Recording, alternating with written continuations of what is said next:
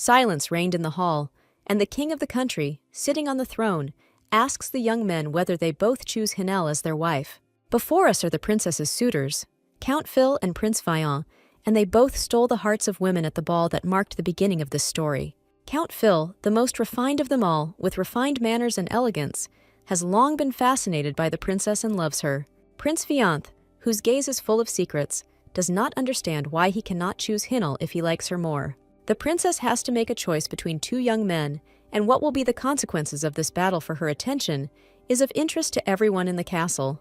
The ladies of the court are impatient to see who the princess will choose, and their whispers, drowning out the music, create excitement. Count Phil, nicknamed by ladies and gossips the Count of Love, is a terrible womanizer, every girl's dream, the complete opposite of Ruza Vianta. And here is the prince, the cold and ruthless Vianth, who was promised one of the 5 princesses as a wife because of the country's loss. We see Princess Hinel, who is waiting for the decision of her father, the king, and his answer will determine both her future and that of the entire country. But the princess knows the answer to her question because history repeats itself again, and she is caught in a time loop. So who will she choose now? The story begins in the cold, with Hinel riding and feeling sick in the carriage, as she is expecting her long-awaited child from Count Phil. The caring maid Dea is not a beauty, but she is the princess's best friend, always ready to support Hinel with a kind word. Hinel reassures her that everything is fine and smiles wearily, thinking about the child who will become a symbol of hope. The maid Dea does not understand how she and the princess could be sent to such a remote place and in a snowstorm in her condition. Dea hates Heinel's fiancé, Count Phil, and is angry at him for his frivolity because she feels that his frivolity is a threat. Hinel is expecting a baby and is ready to forgive the Count for his betrayals because she hopes that the birth of a child will change him and he will become different. Suddenly, a man stops the carriage and orders them to get out. His voice sounds threatening and does not bode well. The maid does not understand why they have to go out in such cold weather when a blizzard is raging outside the window and every gust of wind frightens them. The princess has to go out into the cold because something in the carriage broke. She decides to show courage and not give in to panic. Suddenly, the girl is surrounded and separated from her maid, and anxiety begins to grow in her heart as she realizes that she is in the hands of menaces. Hinel fights off the men, but they don't want to hear about their master's child, and her heart pounds with fear, and she calls for help. The Count appears, tension in the air as he coldly assesses the situation, and the naive Hinel is glad he is here. Hinel asks the Count why he is here. Her voice trembles with excitement and hope, and she hopes to see support in him, but the Count digs his hands into her shoulders, closes the distance between them. His face is dark, and he does not bode well. As the Count says, it is not Hinel who should become his wife. He would like to marry a certain Isabella, and the girl is not interesting to him. The Count has no other choice but to get rid of his wife and unborn child. His cruelty takes over, and he kills them.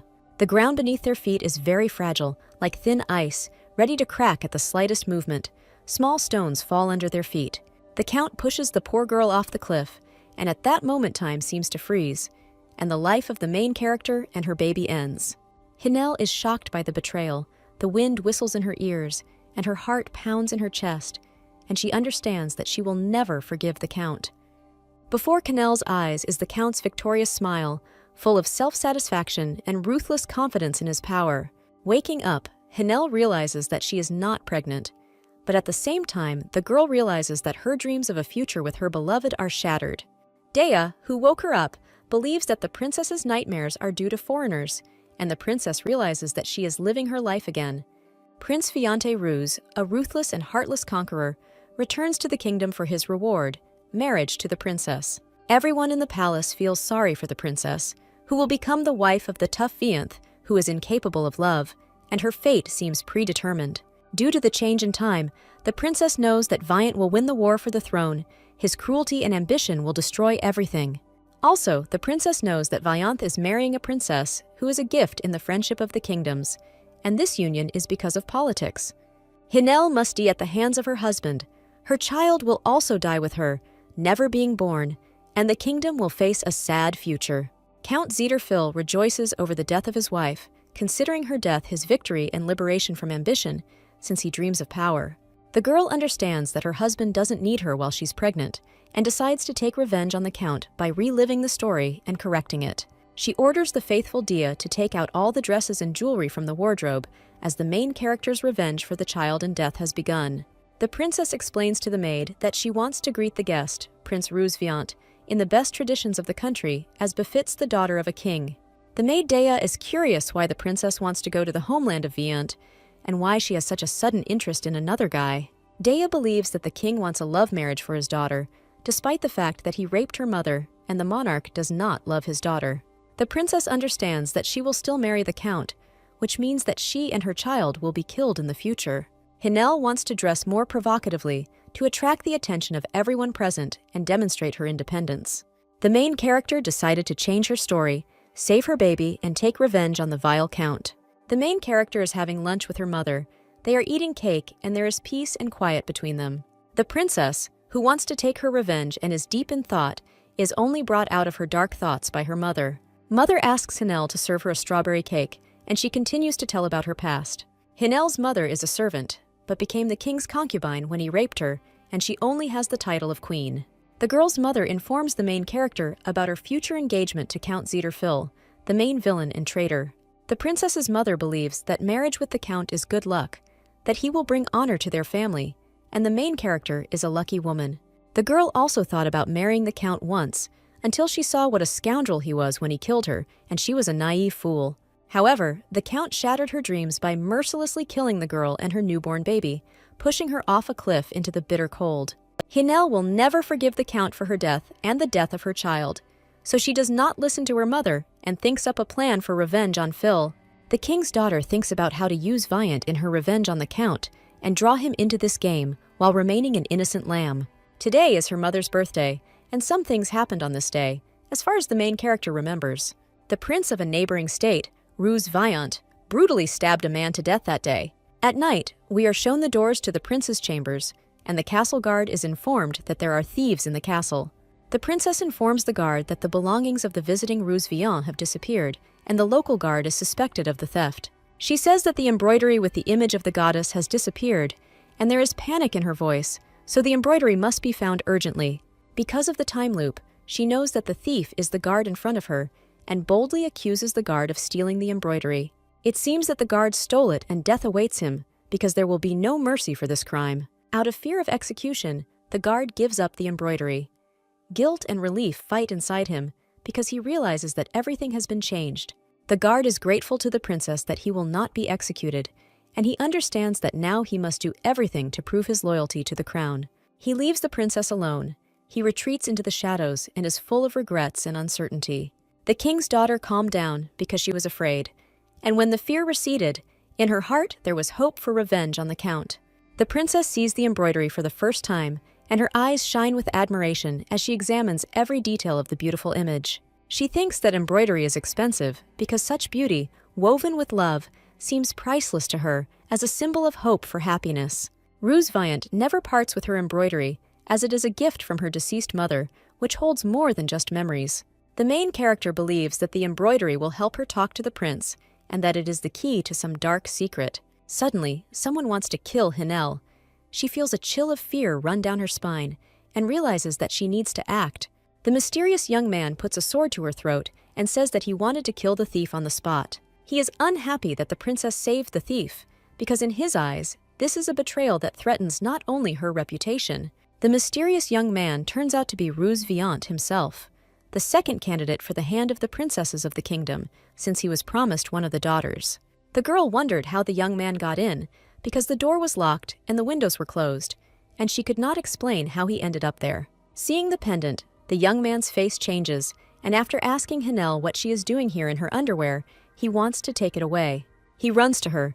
His desire to get what can change the girl's life and reveal the secrets of the Dark Prince forever is evident. He is like a beast, full of determination and thirst to get his prey, not noticing anything around him. Ruz rushes at the princess, his heart pounding with excitement. Viant and Heinel are now on the floor, their breathing quickening and their eyes full of emotion as the tension between them grows. Hinel is embarrassed, her cheeks flushing as she realizes the prince is too close. The prince's face and eyes changed due to magic. He gained new power, capable of changing the fate of the entire kingdom. He takes the magical embroidery.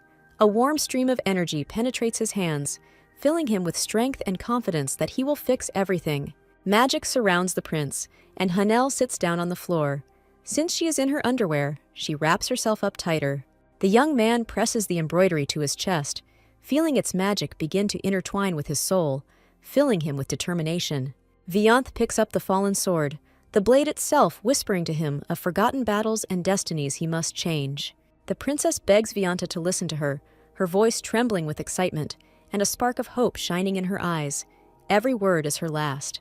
Vianth asks Hanel about the guard and puts away his sword, realizing that now is not the time for violence, but rather to sort things out. The princess replies that she was afraid of the death of the thief and conflict between countries, because violence can lead to destruction and conflict. The prince mocks her, claiming that her fears are foolish and that in this world only the strongest can survive, ignoring everything about the world. The young man sharply remarks that if she cares about her country, why didn't she stop the invasion? And he is perplexed by her weakness. Ruse can still smell the blood of her country's warriors and hear the sounds of battle, and that terrible scent haunts him, reminding him of the dead. Hanel doesn't know what to say. Her thoughts are confused, and she feels only fear and helplessness. Kinel sadly admits that her country is to blame for this war between the two states. The crown prince is not happy with the princess's origins, from a servant who was raped by the king. Hinel confirms that she is the youngest daughter of the king of the 5 princesses promised to Ruzu as a gift from the country. In the past, the prince had no interest in women. He was only interested in wars, and he always avoided them. He needs a woman to bear an heir, but in his heart there are doubts about whether he will be able to find someone who will share this important mission with him. The princess offers herself as a wife for the future king, realizing that this is not only the fulfillment of a duty to her people. The main character asks the prince to choose her as his wife, and then she will do whatever he wants. She promises him loyalty and love. Vianth considers a tempting offer that could change his life forever. He grins, revealing a row of snow-white teeth, which hints that he liked the offer, and the thoughts are known only to him. Ruse recalls being infuriated by his father's proposal to give his daughter to a concubine and the king, who considered it a disgrace to his family. He lights a candlestick and approaches the girl, his face illuminated by the warm light of the candles. The prince is interested because the prize for the war is unusual for him, not a kingdom or treasures, but a princess who will abandon the count. Hinel asks to take her as a wife. She is in her underwear and alone with the young man. There is no one else in the room. Hinel suddenly realizes that everything is visible through her shirt when her body inadvertently flashes before the stunned Prince Vianth. Ruse doesn't understand why she shyly covers herself under his dark gaze, because everything is fine with her body. Princess Heinel Viant asks mockingly how she will entertain him, since they are left alone and there is no one else. She firmly decided to change her destiny in order to free herself from the past, take revenge on the count, and save her unborn child. Hinel is ready to do whatever the prince says for the sake of the child, even if it requires great sacrifices and bold decisions from her. The king's daughter slowly undresses, feeling the prince's gaze on her, and this moment is just a prelude to something more. Vianth didn't expect this, and his heart started beating faster from surprise. He was clearly embarrassed by Hinel's actions. The clothes were removed, and now she stood before him, as beautiful and mysterious as in any of the wildest fantasies of the men of the kingdom. The crown princess stood in the middle of the room completely naked, embarrassed and uncomfortable, as she did not love the prince. Vianth realizes that he laughed in vain and realizes that his words hurt her feelings, and now he will have to apologize to the girl. Hinel asks if the prince is touched, her voice trembling with emotion as she hopes that her words will be able to touch his soul. There is a silence between them, filled with tension, as if each of them was waiting for someone to break this silence. Vianth laughs. His laughter sounds like a melody, filling the room with warmth, and in that moment all worries and doubts seem far away. The princess arouses his curiosity the more he looks at her, realizing that behind her mysterious smile are deep thoughts. The girl thinks about what to do, analyzing all possible options, and tries to find a solution that will help her in the future. A black cloak is thrown into her hands to cover herself, and wrapped in the soft fabric, she feels warm and safe.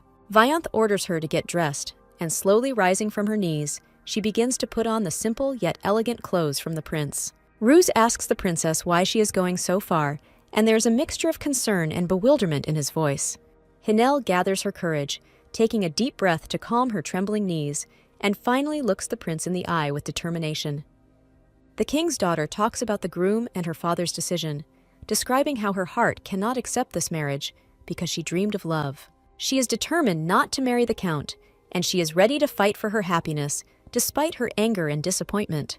Vianth understands that he has no choice, and although his heart is drawn to freedom and independence, he is forced to agree with the princess.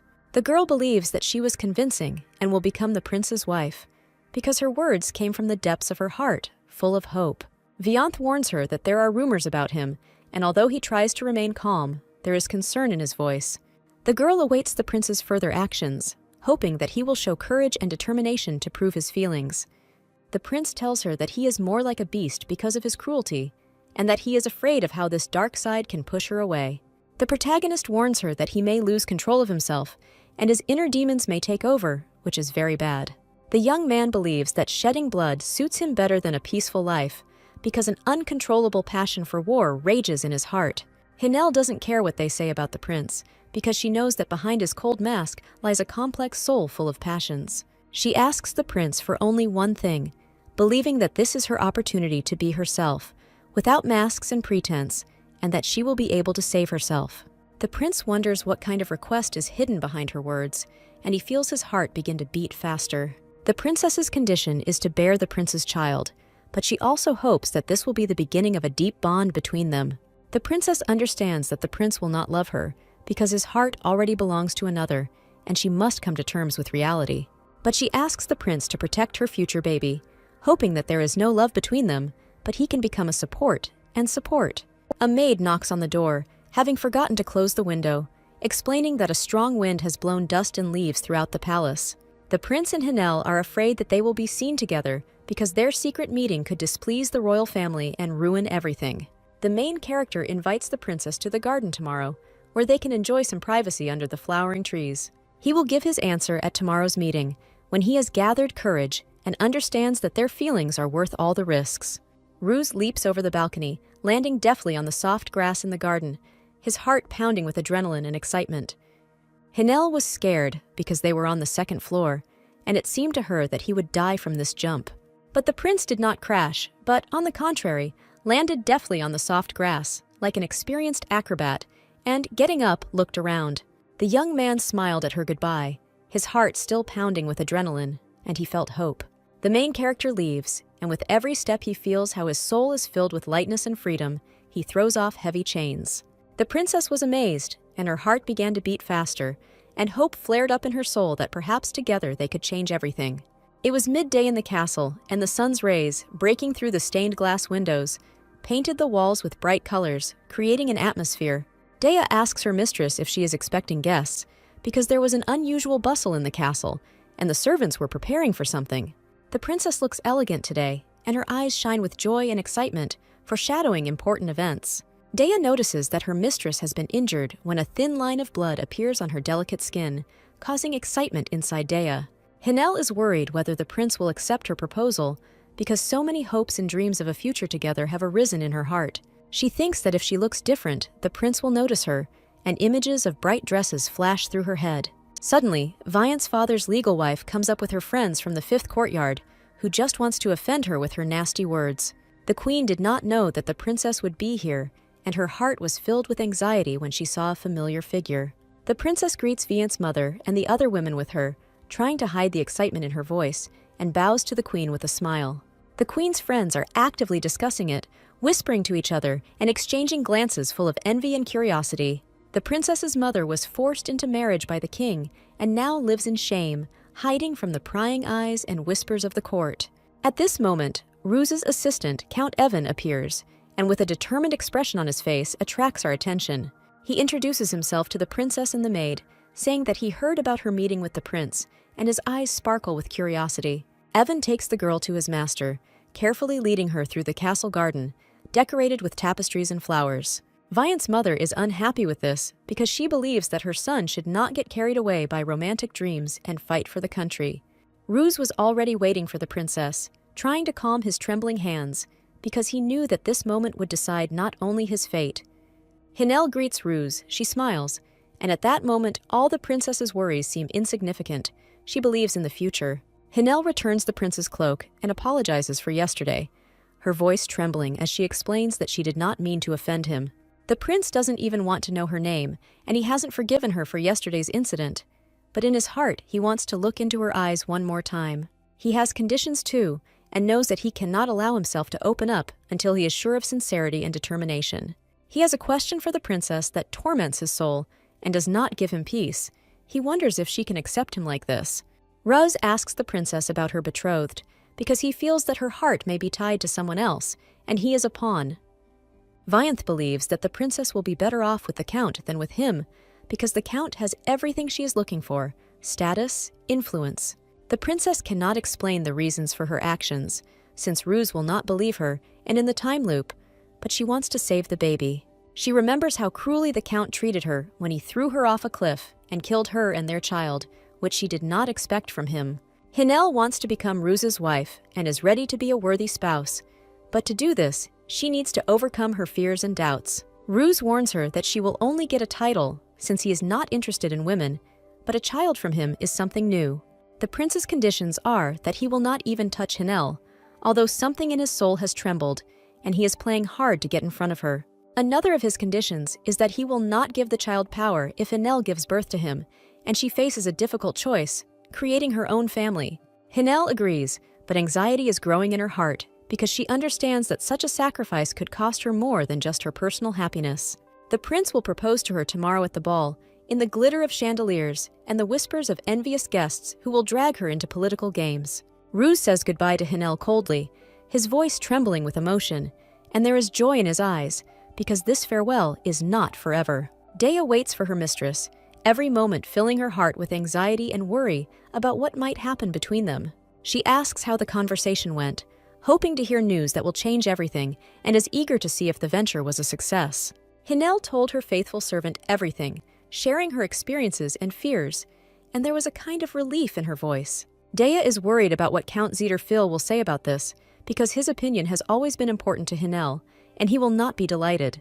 The main character is worried about the upcoming wedding, realizing that this is also a test for her feelings with the prince. Dea encourages the main character, assuring her that all difficulties can be overcome, and that this day will be the beginning of a new stage in her life.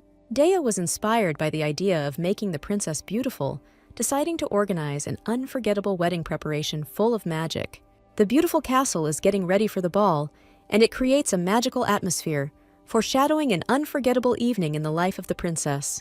The maid borrowed jewelry from Hinel's mother, hoping that the princess would become more beautiful and magnificent at the ball. She combs Hinel's hair slowly and carefully, trying not to hurt her. Hinel is shocked that her mother gave her such a valuable gift, because it was not just a thing, but a symbol of family traditions and love. The ball begins. Guests in bright outfits fill the hall, expecting an unforgettable night of dancing and fun. The main character arrives at the ball, dazzling in her new dress, and looks around anxiously. A woman dressed in a yellow dress, quite fashionable and with a devilish smile on her face, approaches her. This is the king's daughter, whose name is Selah, and she is the local gossip. She looks at the main character's dress. Hinel greets her, and she notices her new look and admires how stylish she looks in her new dress. Selah's friends ask if she is worried if she is rejected, and that Hinel is more important to her, not to miss the opportunity. Hinel's mood is spoiled because of these little girls, despite her luxurious dress and the attention of those around her, and the girls leave. Suddenly, someone comes up to her from behind, blocking the light from the chandelier and whispering something in her ear, placing a hand on her shoulder. The villain appeared, grinning ominously and preparing his insidious plan to seduce the princess. The villain notices a scratch on the bride's hand, hidden under the lace of the glove, and now he has many questions for the main character. He grabs the girl's hand, squeezing it until it hurts. The girl doesn't like his touch, and she prepares to respond to him. The villain asks where she got the wound from. He is tormented by doubts about whether his bride is faithful to him and where she was last night. Hinel brazenly lies to Phil, hoping that he will not find out the truth about what really happened that night in the chambers of Prince Ruz Viant. The Count is unhappy because his plans have once again been thwarted by unforeseen circumstances, and Hinel can no longer be fooled. Phil wants to kiss her wound to convey his tenderness and comfort, hoping that it will help her heal faster. Hinel yanks her hand away from him, determined not to let him control her life any longer. Phil tells her that he embarrassed her in front of the guests, and his voice is full of feigned regret. Suddenly, their conversation is interrupted by loud footsteps, causing them both to become alert and exchange puzzled glances. Prince Vian approaches them, his face glowing with a friendly smile, and in his eyes, curiosity about what has captivated them so much in conversation. He sought out Hinel, hoping that she could explain the country's traditions and allay his growing anxiety in the unfamiliar environment. Unexpectedly, Wyatt becomes concerned about her arm wound, noticing how blood is slowly soaking through the bandage, and he feigns concern. He specifically says in front of the Count that the wound is because of him, because he could not allow her life to be in danger because of him. Vianth kisses Hinel's hand tenderly, his lips touching her skin with such care that she feels the warmth seep into her. The Count is jealous, and a fire lights up in his eyes that he cannot ignore. He loses control over his emotions. Viante is indignant at what Phil allows himself to do, his voice trembling with anger when he shamelessly interferes in their relationship. Phil calls Vianth a boor for his lack of etiquette, pointing with disdain at his inappropriate words and actions towards Hinel. Phil believes that kissing a girl's hand is indecent, as such a gesture violates personal space and is an outdated ritual. An argument begins between them, their voices become louder and emotions become heated. A fight between them is brewing. Two rivals are ready to kill each other, their eyes are full of rage, and the tension in the air is so strong that everyone is scared. But their sweet conversation is interrupted by the king, who entered the hall with a majestic air. Many of the courtiers fell silent in his presence. He witnesses their conflict, glares at both of them, and demands that they stop the fight immediately. The king wants to understand the situation and, addressing each of the rivals in turn, demands to explain the reasons for their conflict. Vianth asks the king if he can ask for Hinel's hand, assuring him that his respect for her family will make him a worthy candidate. Phil reports that the princess promised to give an answer today, and his voice trembles with excitement because his future depends on this decision. Hinel is unhappy that Phil has already asked the king for his consent to their marriage, as she believes that this is her conscious choice. The Count looks forward to defeating Vianth, confident that his manipulations will lead to the princess choosing him over Ruza. But Viante is adamant, determined to protect his feelings and not succumb to the Count's provocations, despite his tricks. The king is surprised that they cannot share Hinel between themselves, and watching the tension between the Count and Vianth makes him feel uneasy. The moment came from which it all began, the choice of a husband, and Hinel realized that this was not just a question about the future, but a test. The king does not understand why Vianth is in a hurry to choose a bride, because he has time to think about his feelings and relationships. The courtiers try to understand the prince's choice when he has not yet met her sisters, and their whispers become increasingly confused. The princess wants to know what the prince has forgotten, that behind his silence, there is something important that can change not only their relationship. Viant says Phil should receive an apology because his actions led to misunderstandings that destroyed trust. Vianth says that his father ordered him to burn the palace and take the Hinel sisters as hostages, but he dared to disobey him. But the prince himself restrained himself and cannot forgive the fact that some count laughs at him, because this undermines his authority as a ruler. The king sees the quarrel as a conflict between countries that could lead to serious diplomatic consequences and even war. Phil is unhappy with Father Hinel's order, as he considers it unfair and overly strict. Under pressure from the king, Phil is forced to apologize to the prince, although deep down he feels that his feelings were not justified. Viant says that there is only one way to defuse the situation, to free the Count from his status as the main character's fiancé. He suddenly announces his marriage to Hinel, saying that he will make her his wife instead of the arrogant and nasty Count. Phil is about to explode with rage. His anger is boiling inside like an erupting volcano. He cannot forgive the public humiliation. Hinel tells her father that she is not a prize that can be passed between men, but an independent person with her own dreams. The girl's mother decides to dissuade the prince from this idea, realizing that his passion could have serious consequences for their family. But the prince says that his decision is gratitude for the return of his dear thing, and Hinel deserves to be his wife. The king tells his daughter to be more responsible and gives his consent, asking his daughter not to forget her duty to the country. Hinel agrees with her father, but in her heart she is happy with the victory, realizing that this step opens up new horizons for her. Phil is furious with his rival, his anger boiling over as he remembers all the humiliations and provocations he has caused him. Vianth understands Phil Zeter's rage and sincerely sympathizes with the princess that she was almost married to such a hypocrite. Viant decides to resolve the situation peacefully, realizing that conflict will only make things worse, and he suggests that Phil find a compromise. Hinel understands that he is ready to offer the Count something more than just words, and that his intentions are serious. Count Phil's objections do not bother Prince Ruse, Since he is confident in his rightness and is ready to defend his ideas, Phil is a midge. The prince suggests that the count choose another wife for himself, that this is better. He believes that the count will be able to find a worthy match among the ladies. Phil makes a random choice, pointing his finger at the first person he meets, relying on luck, intuition, and charm. Hinel thinks that it is she, and her heart is filled with anxiety because she always does not want to repeat her fate and be killed. Count Phil chose the girl who was Ruse's wife from their previous time loop, thus taking revenge on him for the engagement and Hinel. Hinel realized she was able to change her destiny when she saw how her bold decisions opened up a different course of her story. The crown prince approaches her, his eyes full of determination and tenderness, and at that moment all her dreams of romance are real. The action moves to a garden, where fragrant flowers and soft light create a magical atmosphere, filling the air with romance. The prince tells her that he has fulfilled his end of the deal, and now he is ready to fulfill her cherished wish, but she must too. The princess thanks him for his help, and the prince suddenly lies down on a bench next to her, complaining that he is not used to the weather in their country. The main character understands that in the prince's homeland it is always winter, and there has never been hot weather, and she is afraid of what will happen next. Hinel sees a cooing couple, a man and a pregnant woman, and in their eyes she notices sincere joy and hope. She remembers her child, whom she never gave birth to, and her heart squeezes with pain. The memories become more and more difficult. Hinel cries, feeling the tears rolling down her cheeks, mixing with the autumn air, and at this moment she is very weak. Vaillanth notices her tears, and unable to remain indifferent, sits closer, trying to understand what is troubling her heart.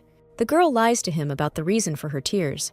Vaillanth won't believe in the time loop and her death with the baby, and tells him about her mother. She tells that the king does not love her mother, despite the royal title she received after giving birth to Hinel. The prince says that he does not like bad rumors about the princess and falls silent, thinking about something of his own and gloomy as usual. Hinel thinks that she shouldn't have told the prince about her past, because now she's afraid that his attitude towards her will change. But Vaillanth unexpectedly does not share the bad opinion about the princess's origins. A person's value is not determined that way. Viantu doesn't like anything about the unfamiliar country, but he wants to take the girl with him because she has become a light for him. He doesn't intend to play the fool in love, but wants to convince everyone of his love. Hinel is grateful that the prince is sincerely concerned about her and is even interested in her mother's health and doesn't care about rumors about her. Ruse's wife from the previous time loop, Mia, congratulates the king's daughter on her engagement, sincerely wishing the main character happiness. We are told about Count Phil's future wife. Mia is younger than the princess and has a calm character. They could be friends. Mia feels awkward that Hinel's ex-fiancé chose her as his wife, because she can't do that. Their relationship is just a shadow in politics. Hinel is surprised that Mia has long dreamed of marrying the count, but their friendship can become even stronger because of understanding. The main character didn't even know that Mia was in love with Count Phil, because she always skillfully hid her feelings from the courtiers. She is afraid that Mia will repeat her fate, that Count Phil will mercilessly kill her, doing the same thing to Heinel and the baby. Suddenly, someone calls Hinel by name, and turning around, she sees a familiar face that evokes mixed feelings in her. The Count. Phil suddenly wants to talk to her, which does not bode well for Princess Hinel, the king's youngest daughter. Phil wants to get the princess back, but to do this, he will have to overcome not only the barriers between them, but also restore trust. Phil decided to get Hinel because she belonged to him, and he was ready to do anything to prove his false love to her. Hinel is scared because unknown dangers lie before her, and the shadow of the past still haunts her. She is afraid that the Count will pursue her, that he will repeat his fate, that he will kill her and her child, and the kingdom will plunge into chaos. The prince does not understand why she is sweating, and looking at her pale face and trembling figure, he begins to worry about her condition. Hinel lies to Vaillanth that she was looking for him, although in reality her thoughts were occupied with something else, and she was afraid of the one standing behind her. Phil follows the main character, hiding in the shadows of the castle. His gaze does not bode well for the poor girl. He is like a wolf. Ruse notices Phil's gaze and understands the situation, realizing that his observation is not accidental, but hides something more. The dancing begins, and the atmosphere is filled with music that makes you forget about your worries and immerse yourself in the rhythm of the royal dance. Ruse offers the king's daughter a dance and waits for her response with hope, realizing that this moment could be key in their relationship.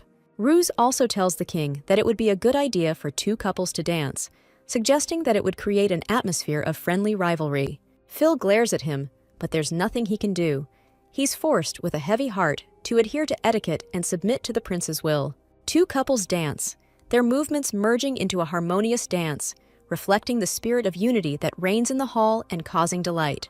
Viante pretends to be the princess's lover, cleverly playing his role to win the trust of the royal family and the princess. Hinel understands this, and as she watches Viante play, she begins to guess his true motives, deciding that she will play along with him. The dance of the princess and the prince is just a show for the audience behind the masquerade of fun, hiding tension and intrigue underneath. Phil doesn't believe in their feelings, thinking that it's just a passing fancy, and decides that he must stop them. Phil won't let the princess go just like that, because their relationship is not only about emotions, but also about politics, and the prince is an obstacle to everything. Vianth understands why the princess doesn't like Phil, because his arrogance and self-confidence create a negative aura around them. He encourages the main character, assuring her that she has all the necessary qualities to overcome difficulties. During the dance, the prince lifts the main character off the floor and presses his body against hers. The heroine is embarrassed by the prince's actions. Zether Phil does not approve of this behavior, believing that the prince is too close to the princess and allows himself liberties. The prince's further actions are more provocative, and he begins to openly challenge Phil, provoking him into conflict. The young man's actions are open and attract everyone's attention. He does not hide his intentions. His provocations are even more dangerous. Vianth kisses Hinel on purpose to make the prince jealous and to demonstrate his confidence, attracting attention. Hinel didn't expect this, and instantly her face turned bright red, a mixture of surprise and embarrassment on her face. However, the girl likes this game of a couple in love, and she begins to realize that Viant is better than the Count in a romantic sense. The envious women are ready to tear the girl apart, whispering poisonous gossip to each other and plotting to undermine her confidence. Phil also witnessed the kiss, his heart beating faster when he realized that there was something more going on between them than just a game.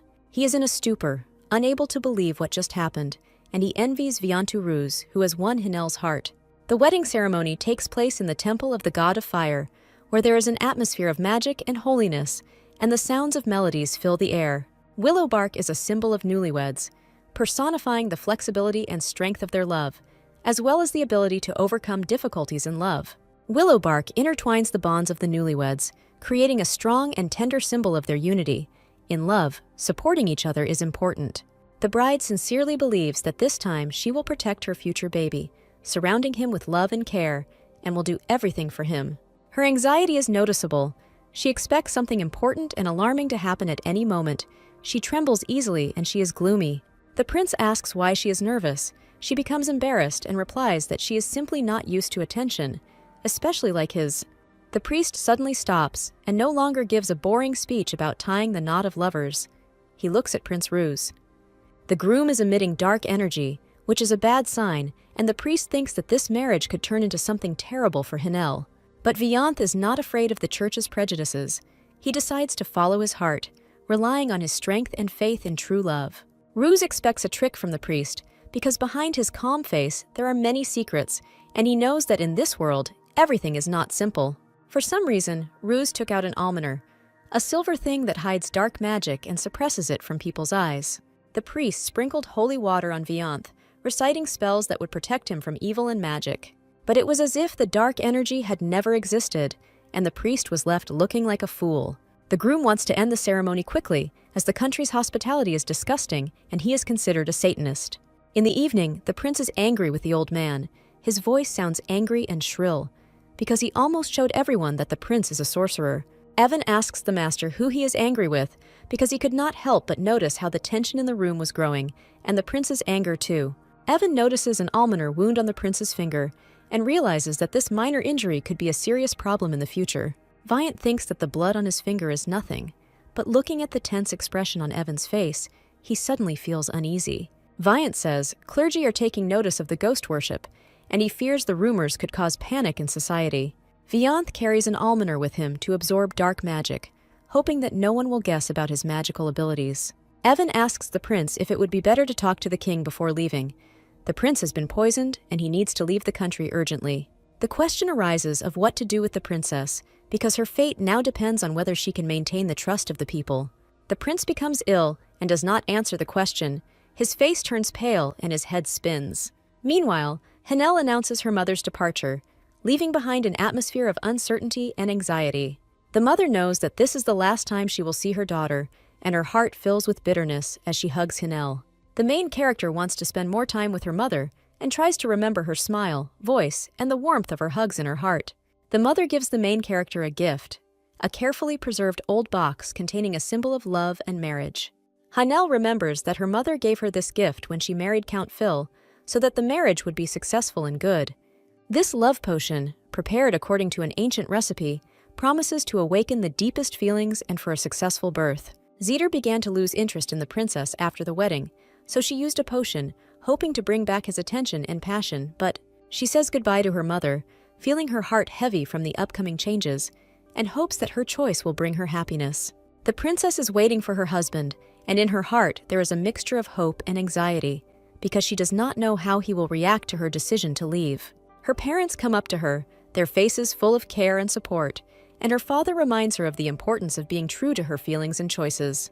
The king asks his daughter to be careful, his voice full of concern for the kingdom as he explains that she is the princess of the country. The king's wife believes that her daughter will write her letters, telling her the details of her married life and will not forget her every day. Mia also says goodbye to Hanel, her eyes almost full of tears as she hugs her friend, whispering words of support and believing in her. Mia wanted to spend more time with Hanel, to remember every moment of their friendship, to share secrets.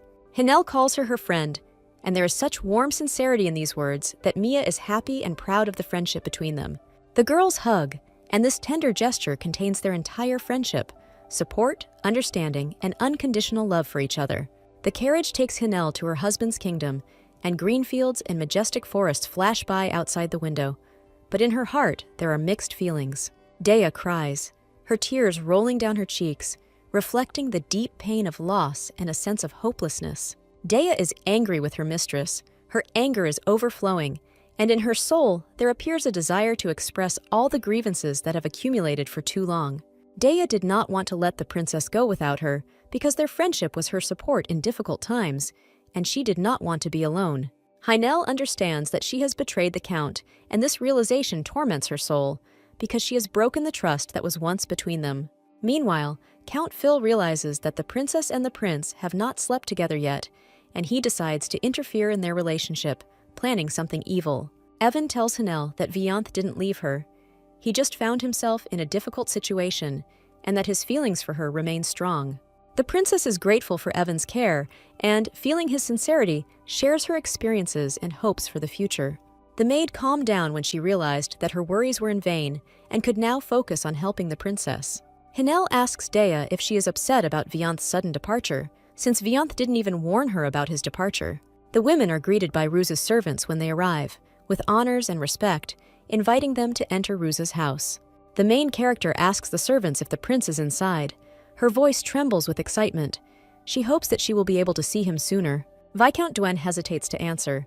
He understands that every word can change the atmosphere of the meeting, and does not know what to say to Hanel. Evan explains that they are tired and asks to be taken inside the house, adding that the long journey is exhausting and they need to rest a little. Evan tells Hanel that her husband does not get along with his family, and this is reflected in his behavior and mood with others.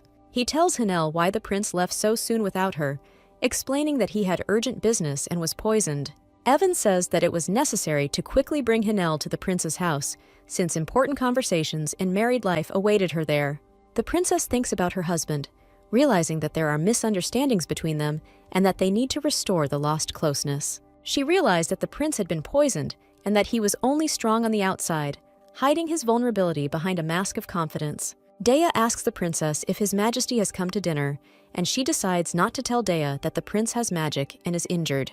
The main character lies to her faithful friend that she saw her husband at dinner, that he was late due to yet another government matter.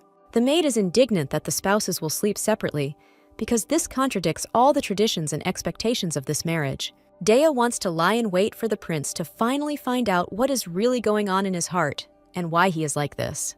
The main character is pleased with Dea's care, because in a world full of intrigue and anxiety, her sincere attention and support are a source of hope. The main character fell asleep, plunging into sweet dreams, where worries and fears left her alone and with thoughts of Prince Ruza Viante. Hanel is kidnapped in the dark shadows of the night by a stranger, leaving behind only the whisper of the wind, and dragged into an unknown direction into the forest. She is carried through a dark forest, where tree branches reach out to her like hands, and the sounds of the night create an atmosphere of mystery. The girl discreetly leaves a ribbon of her hair to be found, hoping that this small trace will help return her home. Prince Viant Rouge woke up from his sleep, and he is better. There is no more pain or fever, and he is ready to live on in this world. Evan is happy about Viant's awakening, because his friend has finally returned to life, and a spark of hope lit up in Evan's eyes that they are together. Evan says that the move is complete, and now they can finally take care of the state affairs that await the prince. Evan also asks the master not to worry about the princess, assuring him that she is safe and cared for. Evan asks Deja, who runs through the door, what happened as she is scared and crying again. Dea tells about the kidnapping of the princess, saying that she did not find the girl in her room. The prince is wondering whether he should assemble a search party to find Hinel, or whether he can handle it alone. Evan doesn't understand where the sick prince was going alone, because his health left much to be desired, and he was risking his life. Rouge's assistant, Evan, shouts to the prince that the disappearance of 2 people will be noticed by everyone in the castle. Prince Rouge asks Evan to lie that he and the princess are on their honeymoon. Evan doesn't know if this lie will be believed. He worries that the truth might come out, and it will lead to unpleasant consequences. Rouge guesses who stole Hinel. He hopes to solve the mystery of the girl's disappearance. Rouge thinks it could be either Count Zeter, who has a grudge against him, or a new face, the third prince, who swore to kill Viant Rouge a long time ago. As time goes on, the princess becomes more and more in trouble, and Rouge realizes that he needs to act quickly or she will die. After his mother's death, his stepmother brought her son to Viant's house, and since then the boy's life has changed forever because of him. Viant's half-brother became heir to the throne, a position that gave him not only power, but also control over Viant's life. Viant's half-brother wants to take everything from him, turning him into his subordinate and competitor for the throne at the same time. Viant was saved only by war, as he was a burden to his family, and in the chaos of battles, he found an opportunity to demonstrate his abilities. In the past, there were many disputes in the country of Vianta about the heir to the throne, and Vianta defended his honor and dreamed of freedom from oppression. The main character wants to know where she is because the surroundings are unfamiliar, and her memories of the night are vague. She is met by Count Phil in the castle's grand hall, his face glowing with light from a huge crystal chandelier. Count Phil is glad that the princess has not been touched by Vianth yet, because he knows that if Vianth had touched her, she would no longer be the same. Phil wants to free a princess who is not a royal, because she is the only key to the power over power he desires. She breaks away from him with a scream, seeing cold calculation in his eyes, and not salvation. The count orders his servant to catch the girl, and takes her to the throne room, where he has already prepared a plan for his cunning game. The girl runs away into the icy cold, where every turn is fraught with danger, and every sound echoes in her heart. The girl does not want to repeat her fate, and does not want to become a plaything in the hands of this insidious count. But she falls in the snow, and choking from cold and fatigue, desperately tries to call for help, but no one will help her. The main character does not want to go with the servant to Phil, because he thought that he was not just a servant, but an accomplice of the count, and that salvation was not waiting for her. The count calls out to her in a voice full of flattering tenderness, but in his eyes, she sees only cold calculation. The count asks the servant to stop holding Hinel. Although her hands are already blue, she cannot hold back her tears. He pretends to take care of her, promising her a warm fireplace, soft pillows, and a delicious dinner. The kidnapper asks how much he will be paid, not hiding his greed and cynicism, which disgustingly hits the girl's soul. The main villain notices the girl's wounds.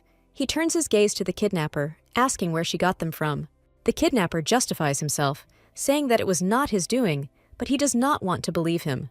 But the princess suddenly kills him with a knife that she secretly hid in her clothes, and her eyes shine not with fear, but with the furious fire of revenge. Phil says he has his eye not on his property, but on hers, and that her absence means a loss of power for him.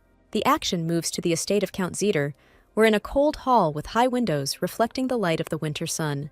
The count personally washes Heinel's feet, but his touch is cold as ice, and she feels that he does not want to save her, but to humiliate her. He asks if the princess is scared, but in his eyes she sees not concern, but pleasure at her fear. The main character asked what kind of place this was Dot, and looked with alarm at the dark corridors that stretched beyond the door, like a path into the unknown.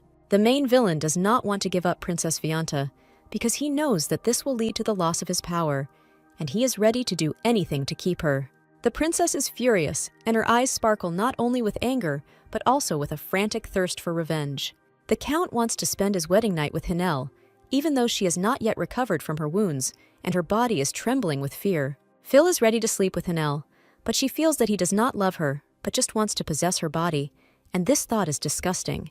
Perhaps the kidnapping of the princess is an order from the Empire, with which Ruse does not get along, because the Empire has long dreamed of power over this region. The main villain notices that the princess's thoughts are not about him, and that in his eyes there is not a jealous fire, but a cold rage. Phil pushed Hinel onto the bed, and she felt the cold of his hands covering her body, and horror gripped her soul. Phil decided to sleep with the princess before Viant, but she feels that he does not love her, but simply wants to possess her body. Is Hinel waiting for a repeat of her fate, or will she find the strength within herself to overcome fear and horror in order to become not a victim, but a warrior? The eagle flies high above the forest, its wings scattering the clouds, and its keen eyes reflect the sunset, painting the sky in blue tones. The bird returned to its owner, carrying a small bundle of leather in its beak, and its owner, who had been watching its flight from behind an open window. The prince sends an eagle to search for the girl. He knows that only this bird can penetrate into the deepest gorges and find her. He flies into the sky, and at the moment of takeoff, his wings cast a shadow on the prince's face, as if promising to return with good news. The prince calls on magic, but not on the dark forces, but on the power of nature, asking it to help him find his beloved and protect her. He discovers his wife's footprint on the ground, still damp with dew, and a glimmer of hope dawns in his heart, coloring his sadness with a hint of expectation. Meanwhile, Hinel says she doesn't like Phil, her words sounding cold and distant, and there's more than just disgust in them. She believes that their relationship is strange because of her father, and although she tries to be polite to Philip, her heart is filled with disgust for him, and she dreams of nothing but returning home. Hinel wants to change into more comfortable clothes so that she can feel more free and not think about Phil's views. Phil has sent away all the servants and wants to heat her bath himself, but in his gaze she sees not concern, but a desire to possess her body. While he is in the bath, Hinel decides to escape. She feels that this is the only chance for freedom, and a spark of hope lights up in her eyes. She is preparing to escape, and there is no longer any indecision in her movements, only determination and a sense of her own strength. But Phil suddenly returns, and Hinel freezes in fear, her heart pounding in her chest like a bird in a cage. He wants to stop her, and in his eyes she sees not love, but a thirst for power over her, and she understands that she needs to run away immediately. Hinel confidently climbs down the balcony. Her movements are quick and dexterous, as if she were no longer a fragile girl, but a wild cat. Her escape is interrupted by Phil grabbing her hand, and in his eyes she sees not disappointment, but a rage that engulfs him entirely. Phil asks what she was trying to do, and his voice is not curious but threatening, and a cold sweat runs down her back. He is furious that she tried to deceive him, and his rage becomes even stronger when he sees in her eyes anything but regret. Phil reminds her that a servant's daughter should be grateful for love, and his words sound insincere. Phil pushes Hinel to the floor, his hands hard and cold as statues, and there is not a drop of tenderness in his movements, only anger. He wants to show Hinel where her place is, and in his eyes she sees not a man, but a beast ready to tear apart its victim. Phil threatens the princess, and in his voice you can hear not only anger, but also despair. He understands that he is losing control of the situation. Hinel realized that if she repeated her escape, Phil would not spare her, and he was capable of anything to keep her by his side.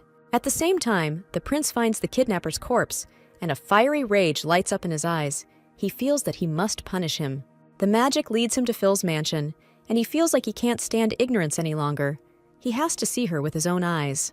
Vianth believes that the princess is there, and this belief gives him the strength to continue moving forward. He knows that he must save her. Vianth may lose control due to his magical flow being disrupted, and the whispers of fear being heard in his soul. Phil warns the princess that if she runs away again, she will not be able to walk, and in his eyes she sees not despair, but a threat. Hinel is worried that Viant will not accept her. She knows that he does not know the truth, that she is not free, but imprisoned in this prison. She decides to stun the enemy when she hears him return, and a fiery spark of hope lights up in her eyes. But this is not an enemy, but Viant, and in his eyes she sees not joy, but horror. He has already seen her kidnapper, and he knows that she is not free.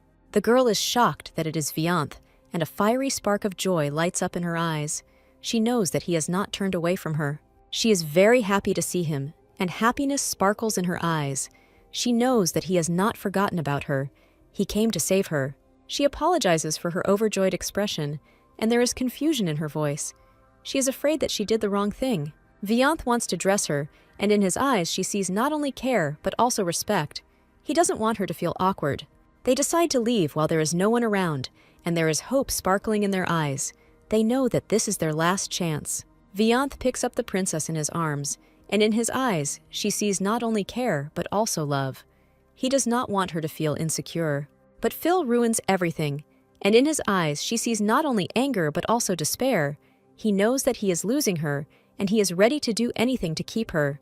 Vianth says he suspected Phil was psychotic, and there is not only confidence in his voice, but he could not imagine that he was capable of such things. Ruse will not forgive Phil for Hinel, and there is a fiery rage in his eyes. He knows that Phil has crossed the line, that he has gone too far. The villain calls for security, and in his voice you can hear not only anger but also panic. He understands that he is losing control, that his plans are falling apart. Ruse asks the princess to stay here, and in his eyes she sees not only concern but also love. He knows that she is in danger. The rivals decide to deal with each other, and their eyes sparkle with fiery rage. They know that they are enemies. The count is not going to answer the prince's questions, and there is a cold gleam in his eyes. He knows that the prince is trying to deceive him. A fight ensues, and there is a sense of inevitability in the air, both opponents knowing that this is just the beginning. The villain is wounded, and his eyes sparkle not only with pain but also with anger. He understands that he lost the battle, but not the war, and he is ready to take revenge. Rose wants to know who ordered the kidnapping of Hinel, and in his eyes there is not only anger but also sadness. This is not just a kidnapping. Ruse asks if Phil is expecting security, and there is interest in his voice as well as a threat. He says that he killed all the guards, and not only pride sparkles in his eyes, he is ready to carry this burden on his shoulders. The interrogation continues, and there is a feeling of tension in the air. Ruse will not calm down. He knows that Phil is hiding something. Vian listens to Phil's answer, and his eyes sparkle not only with interest, but also with rage. He knows that Phil is not well, that he is sick. He won't forgive Phil for touching his wife, and there's a fiery rage in his eyes. He knows Phil has crossed the line. Viante is ready to kill Phil, and in his eyes there is not only anger, but also despair. He knows that Phil will always be dangerous for his wife. The princess finds them, and her eyes sparkle not only with horror, but also with tenderness. She knows that Vianth does not want to harm Phil. The princess wants to stop Vianth, and in her voice one can hear not only a plea, but also a threat. She knows that Vianth is not capable of killing her. The enemy is defeated, and there is a feeling of victory in the air, but sadness remains in the hearts, because the price of victory is too high. Vianth notices her, and his eyes sparkle not only with surprise, but also with fear. He knows that she can hinder him. He takes off Phil's clothes and gives them to the princess, and in his eyes there sparkles not only pain, but also hope. The girl gets dressed. Her hands are shaking slightly, but her eyes are already lit with determination that this moment is not just a return to her previous life. Ruse wants to keep the count alive, realizing that behind his cold appearance there are more than just secrets. They leave the mansion looking back at its majestic walls, full of secrets and memories. Vianth believes that the count does not deserve such an easy death, and decides that his punishment should be more painful. Vianth understands that there are other villains behind the count, and in order to stop their insidious plans, he needs to be more careful. The prince says that the princess is stronger than she appears, and that beneath her soft exterior lies determination and wisdom. The prince changes his mind about Hinel, realizing that behind her doll-like appearance lies deep devotion and courage. They are found by the faithful Evan, who, despite the dangers and obstacles, did not leave his friends in trouble and is now ready to help them. The prince asks him to investigate the estate to find out who is behind the intrigues and manipulations. Vianth asks Evan if there is a horse for Hinel, as he understands that she will need a reliable companion. He takes her in his arms, hugging her carefully to convey his warmth and support to her, and whispers soothing words. Evan will carry out the order and find clothes for the girl, carefully choosing each item so that they not only fit. The prince carries Hinel to the horse, trying to be as careful as possible not to disturb her, and quietly encourages her. Vianth asks if she can ride a horse, watching her reaction closely to see how confident she is in her skills. Since the main character doesn't know how, The young man does everything himself, carefully lifting her onto the horse and showing her how to sit properly in the saddle. The young man feels embarrassed by her touching him, and he feels his heart beat faster when she gently touches his back. Hinel will be learning to ride when they return, and she is looking forward to that moment, dreaming of freedom. The prince asks if Hinel wants to be his apprentice, and there is genuine curiosity in his voice and hope in his eyes. They return to the prince's homeland, and as they approach familiar lands, a mixture of excitement and anxiety flares up in her heart. The main characters are driving home, enjoying the fresh air and the beauty of the surrounding landscape, and in their hearts, there is hope for a bright future. Hinel is embarrassed to wake the prince because he is sleeping so peacefully, and she does not want to disturb his peace. Their journey is nearing its end. The prince sleeps restlessly, his face distorted by a slight shadow of anxiety, as if he sees something in a dream that torments him. He scolds Hinel for her carelessness, pointing out how important it is to be careful and cautious in their dangerous world. Hinel thinks that the prince is in pain and, sensing his anxiety, decides to do everything possible to dispel his worries. Hinel does not understand her embarrassment when she meets the prince's gaze, because in his eyes she sees not only anxiety, but also some kind of tenderness. She and the prince are in an awkward situation when the silence between them becomes too loud. The tension in the air grows. Hinel asks Viant how he found her, since she was sure that she had hidden well enough, and her curiosity grows. The prince found Hinel by the ribbon she left behind that accidentally got caught on a tree branch, and when he saw it, he realized that it was a sign. Hinel is glad that it was her husband who found her, because his presence filled her heart with warmth and hope. The protagonist no longer answers her questions, and the silence between them becomes unbearable, like an invisible barrier. Viant was sick and tired, his body no longer obeyed him, and his thoughts were confused in a fog, leaving only a feeling of helplessness and anxiety. Vianta is feverish, and the heat penetrates every cell of his body, his thoughts wandering between memories of the past. The carriage stops, and the dull sound of wheels creaking on the pavement is heard in the silence as the doors swing open. The servants carry Viant into the house, carefully carrying him on a stretcher, and the air is filled with anxiety mixed with the smell of medicine. Viantu is helped to undress, his wet clothes are carefully removed, and every gesture is full of care. The servants leave the princess with her husband, closing the doors behind them, and in the silence of the room, only the quiet breathing of Viant is heard. The girl thinks about how to bring down the prince's fever, feverishly going over in her memory all the recipes and potions she knows. The boy asks the girl to leave, his voice shaking with confusion and pain, and in his eyes, you can see the desire to protect her from the darkness within him. He doesn't even want to listen to her. His anger and disappointment wash over him like a storm, and he prefers to immerse himself in silence. Hinel wants to help the prince with clothes, but her hands are shaking with excitement, because she understands that this is not just a concern for appearance. The young man wakes up, slowly opening his eyes, and the first thing he sees is a girl standing next to him, her face full of hope. He grabs her hand, feeling how the warmth of her palm gives him confidence, and at that moment, he is ready to fight for his future. Vianth pressed her to the bed, his heart pounding and determination shining in his eyes. Their connection grew stronger in that moment. He tells the girl that he will not let her go, and there is such strength and confidence in his voice that she feels her fears melt away. Hinel listens to him attentively, her eyes full of expectation, and at that moment she understands that his every word is a promise. The young man asks her to leave Dot. His voice trembles with emotion because he knows that this decision can protect her from danger. Vianth wants her to leave because he realizes that in this world full of threats, her safety is more important than his own feelings. He threatens her, his eyes flashing with rage, but inside him, excitement is raging because he knows that these words are just a mask. Ruse was ready to leave her, despite the fact that every moment spent next to her filled his heart with warmth. The princess stops him, her voice shaking with emotion and her eyes shining with determination, because she knows she can't let him go. She is happy with everything. She feels that she has found her place in this world, where every moment fills her life with meaning. Hinel reminds him that she is his wife and that there is more than just tenderness in her voice, that their love is capable of overcoming any obstacles. Hinel is ready to fulfill her marital duties, realizing that this is not only a duty, but also an opportunity to make the relationship stronger. Nothing will stop Hinel because she is full of determination and faith in herself, ready to protect those she loves. Her tongue penetrates his mouth, causing waves of tenderness and passion that make their hearts beat in unison. Since childhood, Vianth has been afraid of his magic, realizing that its uncontrolled power has the ability to both create and destroy. Ruse wants to push his wife away, but his heart is filled with conflicting feelings and fear of losing this love. He gathers all his determination and, taking a deep breath, resolutely takes it, preparing to reveal everything that has long tormented his heart. Vianth kisses Hinel, feeling the warmth of her lips fill his soul with the hope and strength he had been searching for within himself for so long. Ruse wants to understand what kind of new feelings he is experiencing and immerses himself in thoughts, trying to sort out the streams of emotions. Why does he feel so good?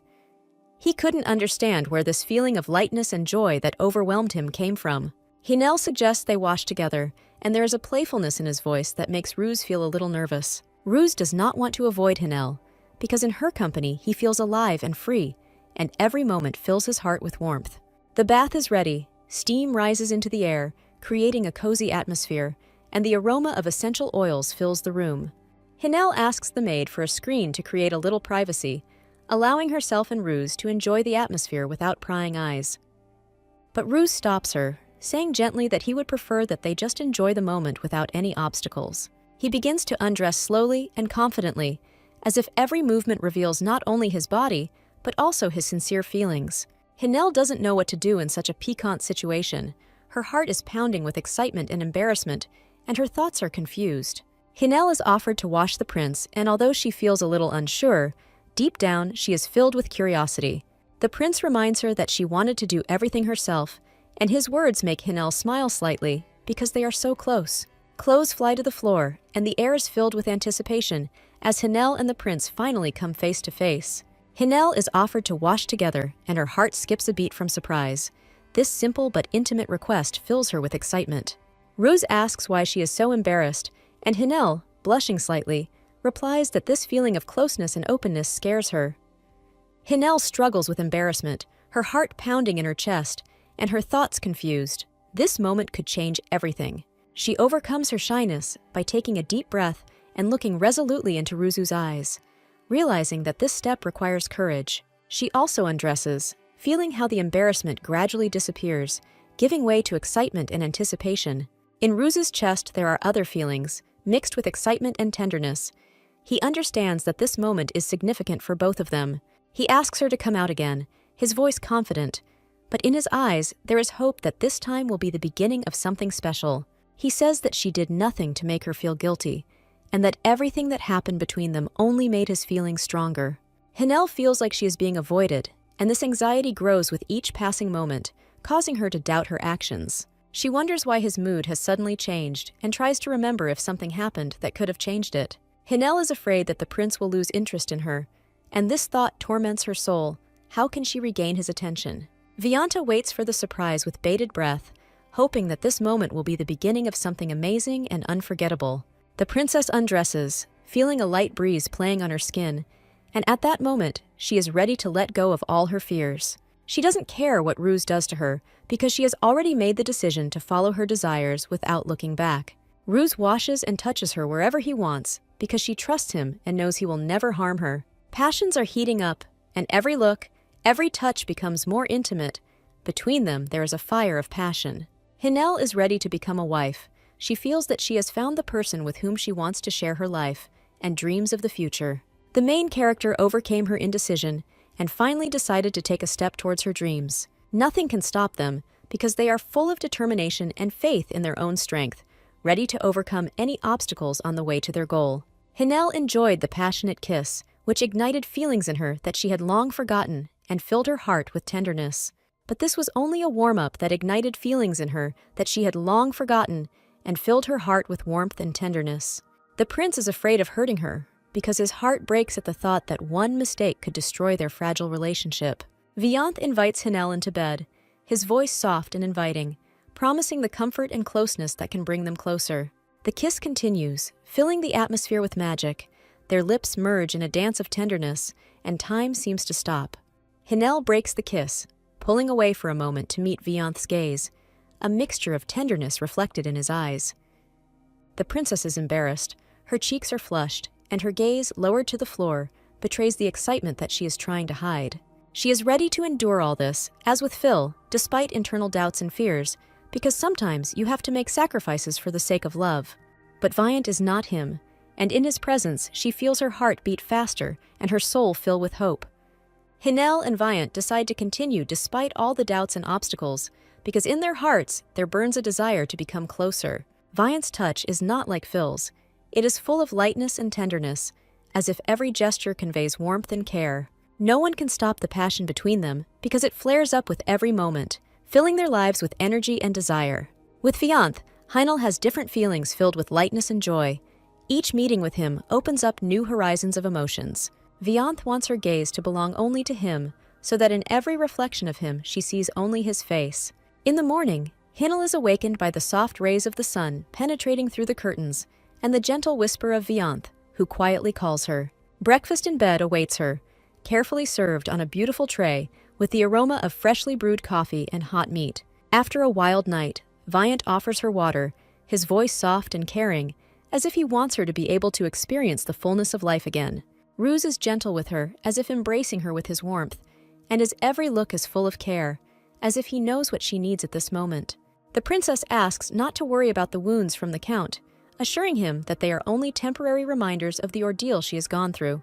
The passion between them flares up with renewed vigor like sparks, filling the air with electricity and unbearable desire. Ruz asks her permission to do whatever he wants. His voice sounds quiet and confident. She is ready to share it with him. From love to hate, there is one step, and sometimes this step turns out to be the most difficult, because in the heart, chaos now reigns. Ruse recalls the events of the previous night, when every moment seemed filled with magic. The newlyweds sleep together, wrapped in a warm blanket, their breathing merging into a quiet symphony, and the world around them seems magical. They are both in awe of last night, where every look and touch was special, and just enjoying the moment that will remain in their memory forever. Hinel has a modest breakfast, enjoying the aroma of freshly brewed coffee and crispy meat. The prince offers her other meat, carefully placing on the plate juicy pieces that were prepared with special care. He also made her some fresh coffee, which filled the room with a cozy aroma, making her feel relaxed. They debate whether food would taste better at court, discussing various dishes and sharing their culinary preferences. Ruse says he found it difficult to eat, especially with so many tempting but unhealthy foods around. In the homeland of the crown prince, they love smoked meat, as it has a different, rich taste and adds a special touch to traditional dishes. The princess eats with pleasure, enjoying every bite of the exquisite dishes served on the royal table. She realizes that their morning, as a married couple, begins with quiet conversations over a cup of aromatic tea, with warm smiles. The girl thinks about why the prince's attitude towards her has changed and tries to understand whether something was the reason for his coldness. The king's daughter says that she has eaten, but in fact her thoughts are occupied with something completely different. She dreams of freedom. The crown princess asks how soon they are leaving with impatience in her voice, as she cannot wait to leave the castle walls. Ruse wants to repeat the events of the night when they first met each other, and the moments filled his heart with warmth. Ruse is ready to teach the girl other positions, confident that each new experience will help them understand each other more deeply. The girl submits to him, but in her heart she is perplexed, wondering whether he is really impressed with her. The carriage heads towards the castle, and outside the window, shadows of trees and stars flicker, foreshadowing the magic that awaits them. Hinel does not want to talk to her husband. She is overcome with a feeling of resentment and misunderstanding, and she prefers to immerse herself in her thoughts. The princess had not yet recovered from the stormy night. Her thoughts were confused in a whirlwind of emotions, and her body remained in a state of gentle relaxation. The coachmen are asked to drive more slowly, as the passengers feel that sharp turns and high speeds cause them discomfort.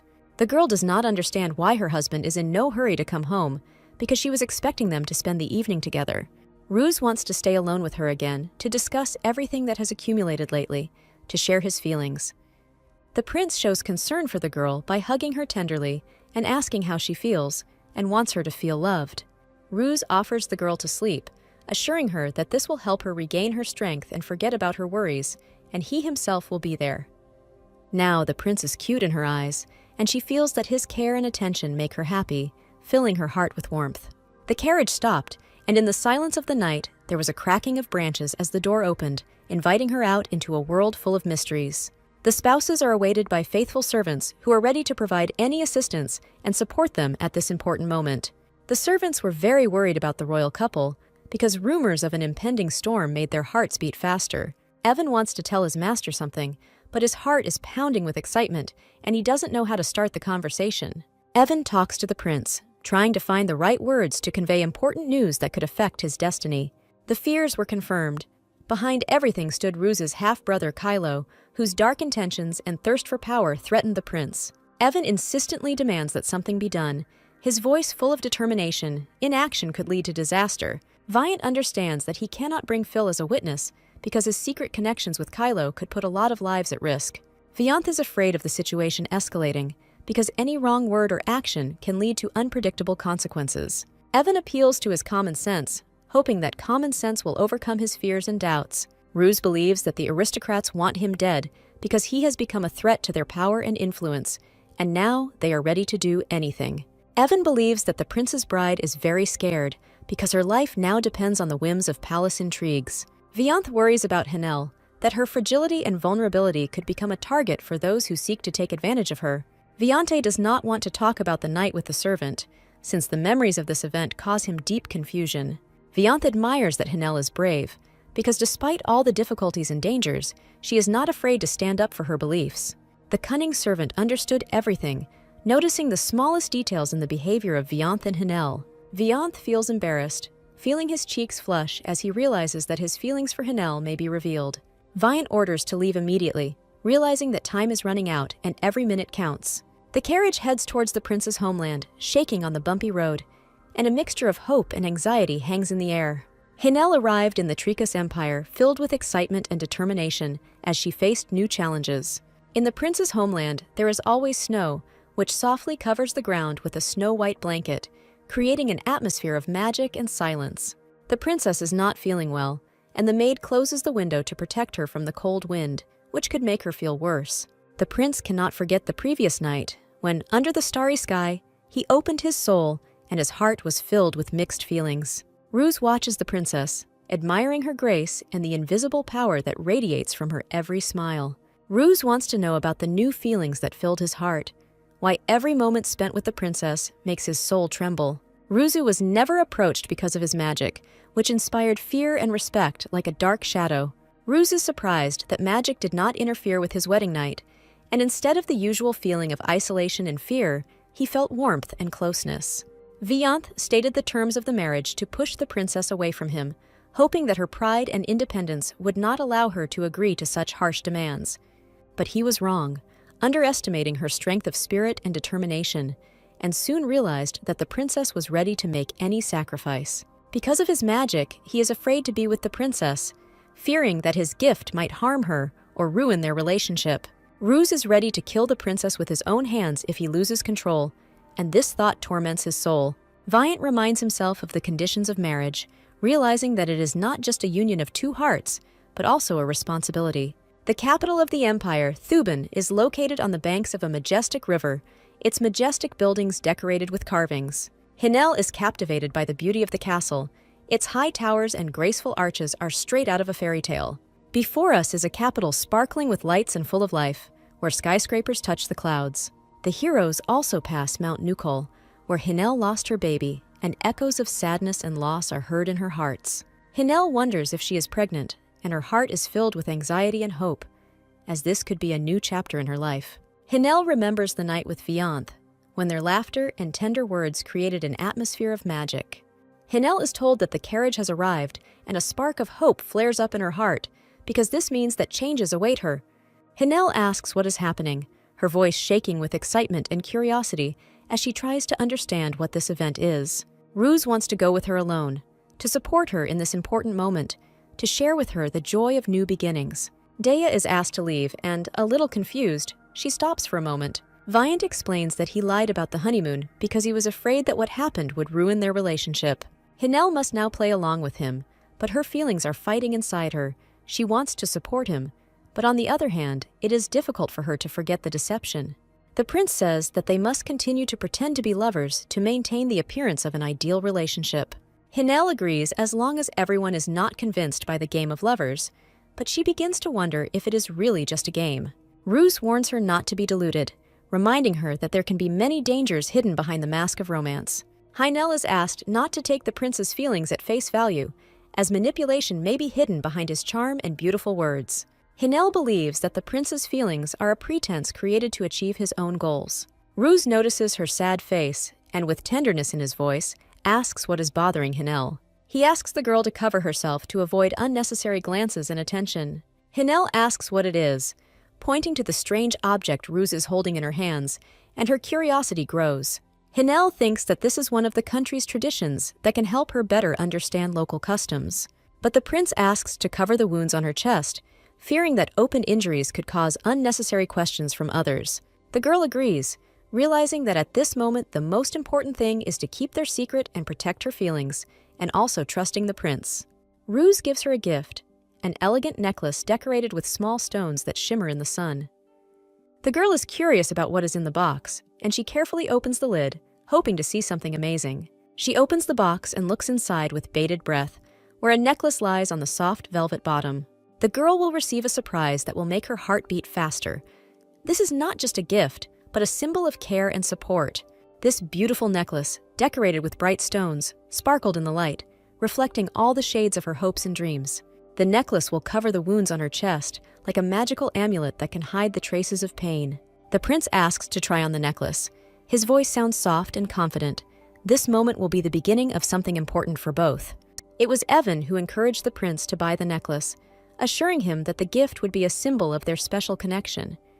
The princess puts it on, and at that moment, the necklace sparkling on her neck seems to come to life, reflecting the light and emphasizing her beauty. The necklace fits the main character perfectly, wrapping around her neck and giving her an elegant look, as if it was made especially for her. The young man is captivated by her. His heart skips a beat with every movement she makes, and his eyes cannot tear themselves away from her grace and beauty. Hinel is worried that her wounds are visible and tries to hide them under a long sleeve, but anxiety is growing inside her, and not just because of the pain. The prince does not want her to return the necklace because it is not just a piece of jewelry, but a symbol of their connection. The prince asks Hinel to behave quietly at court so as not to attract unnecessary attention to their relationship. Before us is the palace of a neighboring state, a majestic building with high towers and exquisite arches. The couple enters the throne room, where high ceilings are decorated with luxurious frescoes and soft candlelight casts warm shadows. The prince introduces the princess to the court.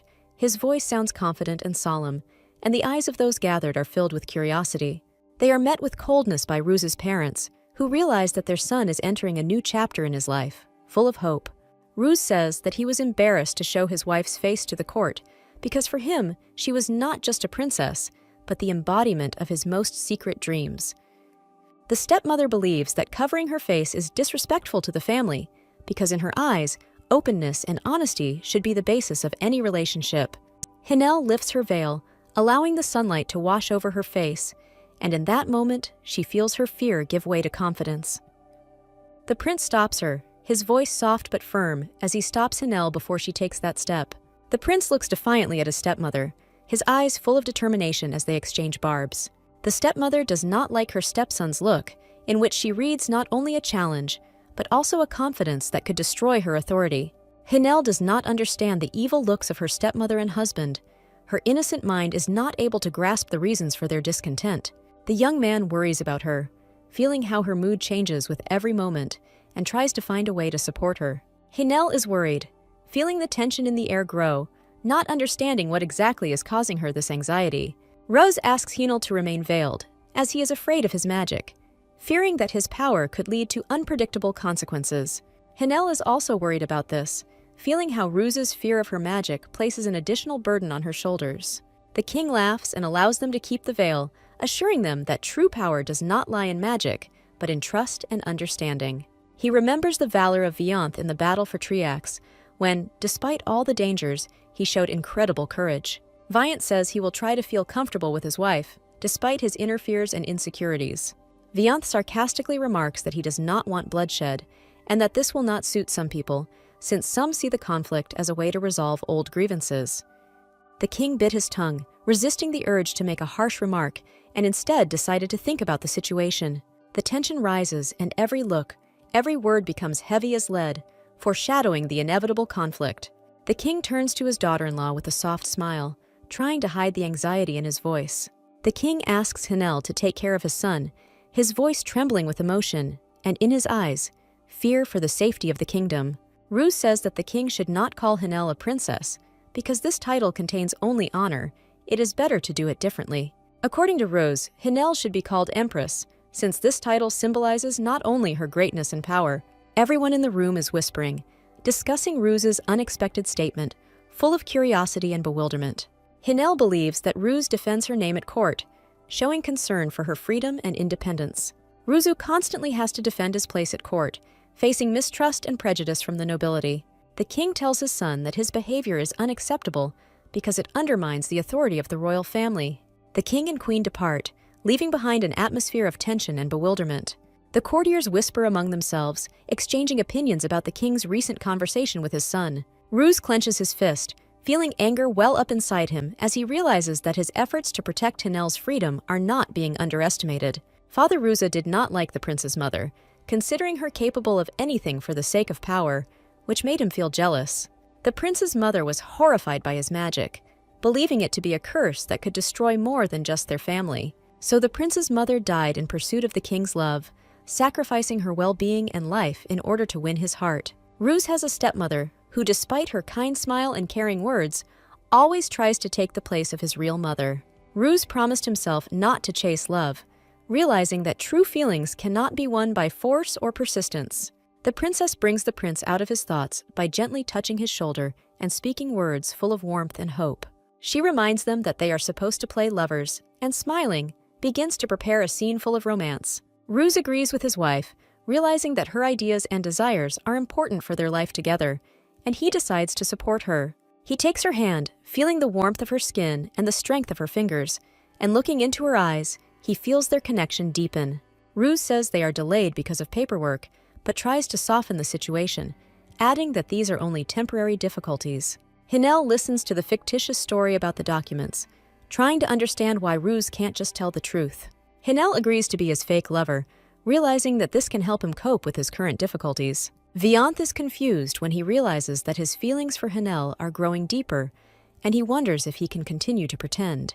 Vianth looks at his wife, trying to read her thoughts in her eyes, and feels the contradiction between duty and desire growing inside him. He wants to leave everything as is, so as not to destroy the fragile balance, but it is impossible to ignore his true feelings.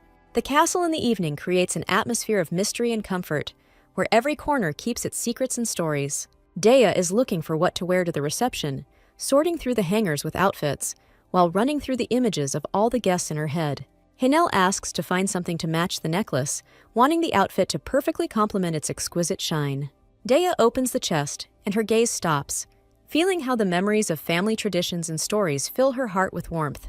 Hinel gasps at the contents of the chest, her eyes widening in wonder when she sees what's inside. The ball for the arrival of the royal couple begins, and Hinel stands all alone, waiting for one of the guests to approach her to share this important moment or invite her to the royal dance. The princess asks if she looks too vulgar, to which the servant Dea answers her that the decoration given to her by Prince Ruse is perfect for her, and she is beautiful against the backdrop of the dressed-up courtiers. Hinel worries that her dress is too closed compared to the royal outfits. She is also worried that she had to put on brighter makeup and asks Dea where Prince Ruse Viant is. He has been gone for a long time. We see the beautiful decoration of the palace, everything in gold and luxury, and the bright lights that illuminate the hall, creating an atmosphere of magic and celebration. The main character is very worried and concerned that Prince Ruzu will not like her. Since he has not been in the throne room for a long time, she also notices that people are looking at her and tries not to pay attention to the curious glances. Hinel is very worried when she becomes the center of attention of envious courtiers. She thinks that she has overdone it with makeup, dreaming of skillfully performing her dance and attracting the attention of the prince. Among those looking at Hinel are a mysterious, handsome blonde man with a glass of wine and a certain blonde woman who whisper to each other, exchanging appraising glances. And in their conversation, there is interest and slight envy towards Hinel.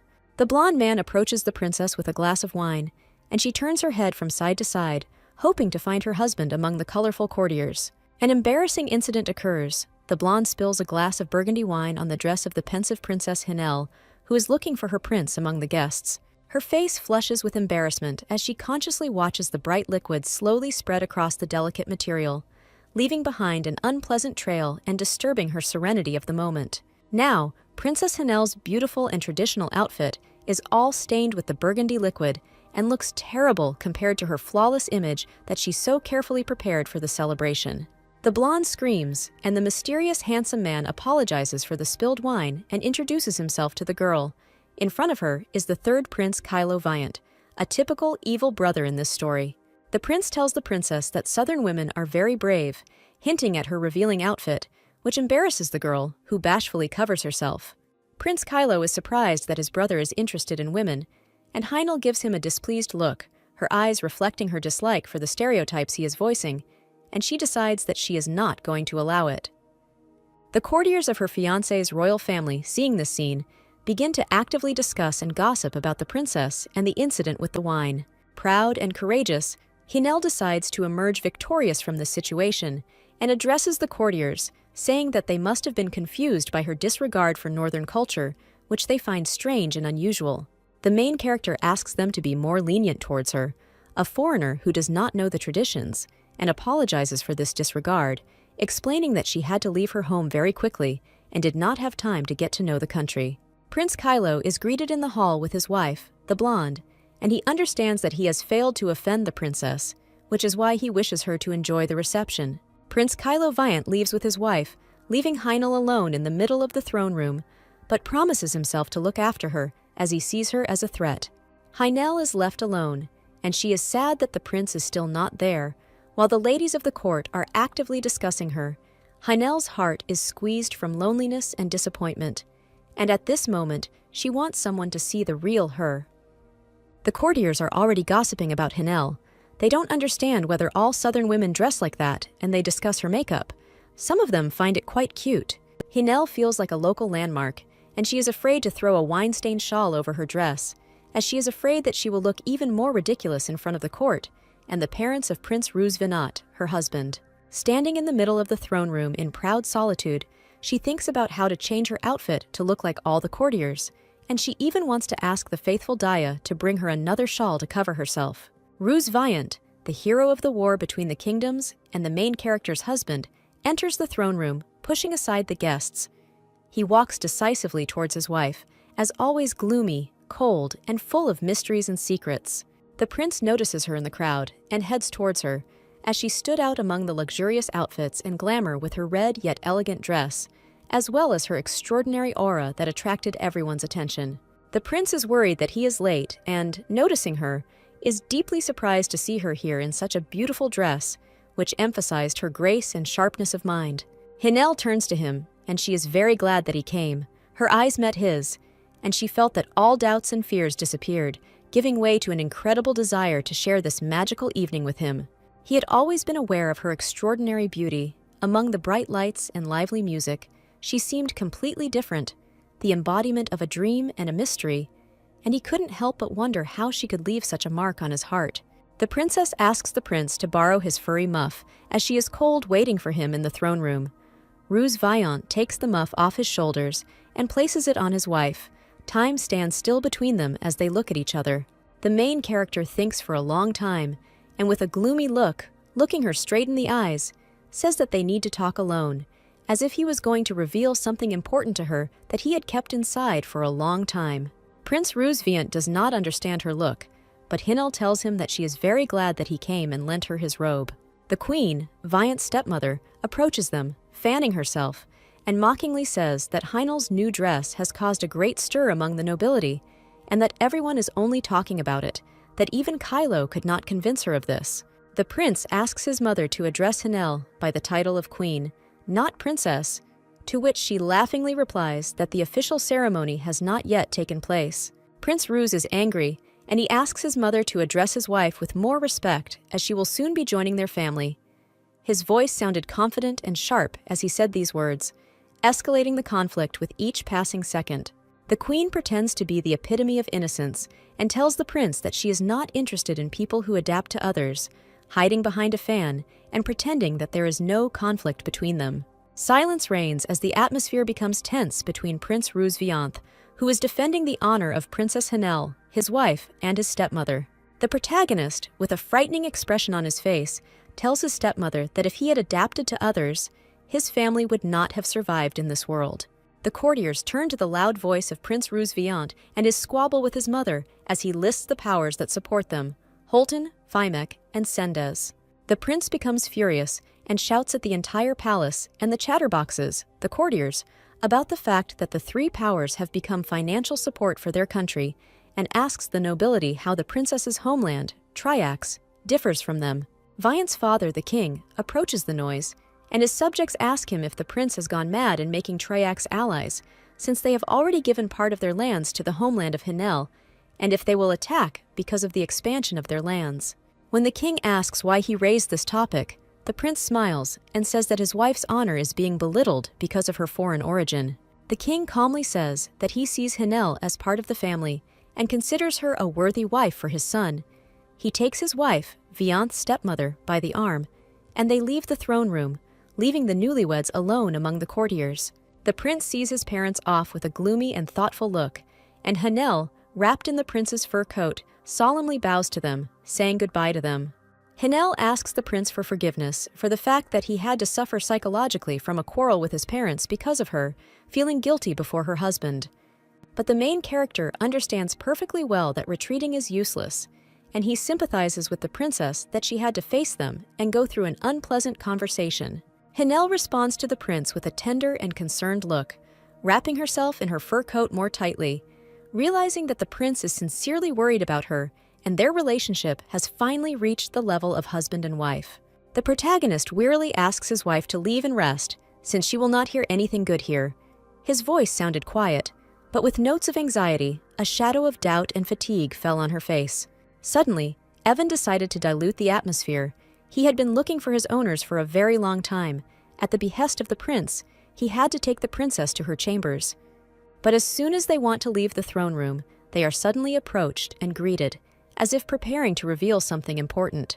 In front of them is Hakal Rook, the king's mysterious advisor, his face full of calm and mystery, and in his eyes one can read respect for Prince Ruz. He bows to the royal couple.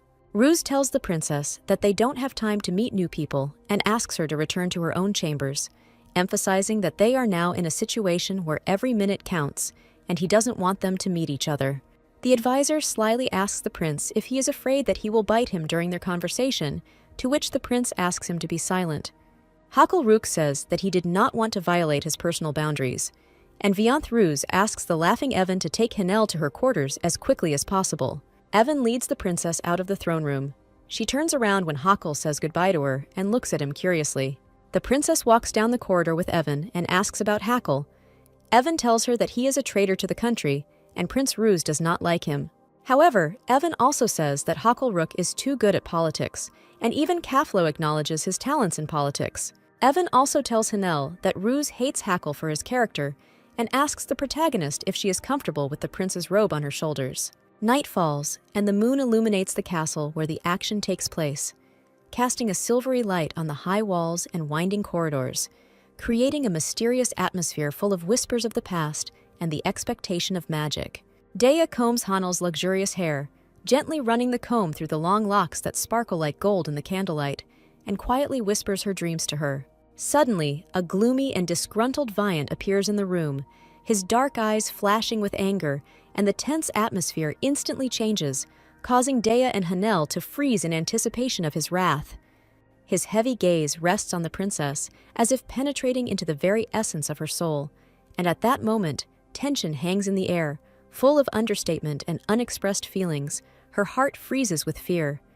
The prince asks Dea to leave, and the maid closes the door behind her, leaving them alone, where every sound seems deafening and the tension between them grows. Hinel gets up from her chair in her nightclothes and waits for what her husband wants from her, feeling the excitement growing in her chest, and every moment of anticipation fills the room with tension, like thunderclouds. But Hinel was wrong. The prince is not angry with her. He is tired and wants to spend time with her, sincerely hoping that their evening will become an oasis of calm in the stormy sea of responsibilities. The prince gently embraces Hinel, feeling how her warmth dissolves all worries and cares, and his heart is filled with peace and joy, as if at that moment they both found each other, far from the world full of expectations. Hinel hesitates, her cheeks turning a soft blush as she realizes how close they are standing, and a mixed feeling of joy and embarrassment rises in her chest. Ruse throws the girl onto the bed, covering her body with passionate kisses, his hands gently sliding over her skin, causing trepidation and desire. Hinel stops the prince and asks him to wait, her voice trembling with excitement and a mixture of hope and fear in her eyes, as if she is trying to find the words to explain her feelings and doubts. Hinel explains that she needs to take a shower after a hard evening, and then she will come to the prince herself to wash away the fatigue and stress, hoping that this time will give her the opportunity to collect her thoughts and prepare. The prince expresses a desire to take a bath together, and the princess reminds him that they did not take a bath, but did something else. Ruse asks her to hurry up and take a bath as soon as possible. His voice sounds insistent, but at the same time gentle, because he can't wait to see her again, full of freshness and radiance. The princess kicks the prince out of the room and asks him to wait outside the door so that she can collect her thoughts a little and prepare for the meeting, because she needs time to realize her feelings. While the princess is undressing, the servant Dea asks if the prince was unhappy with Hinel's clothes, to which she replies that she is causing inconvenience to the prince by not knowing the traditions and customs of his homeland. Dea is very upset, and her thoughts are occupied with how to dress the lady so that neither the prince nor his family will be angry, and the princess will not look stupid in the eyes of other people. Dea's gaze stops on a small bottle that fell out of the pocket of the princess's dress, and her heart stops with curiosity, because she understands that this mysterious object can hide secrets within itself.